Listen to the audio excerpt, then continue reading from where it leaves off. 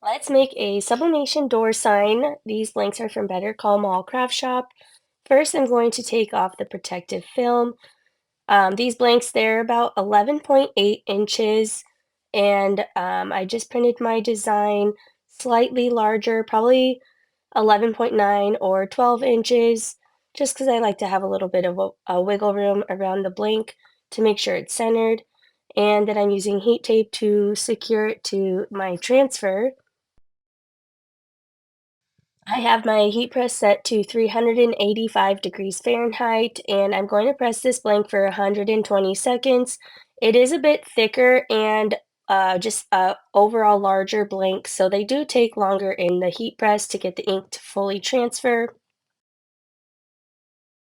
As always, I like to look under the paper before I take it off completely just to make sure that everything looks good. If not, I can always put the paper back down and repress it for longer.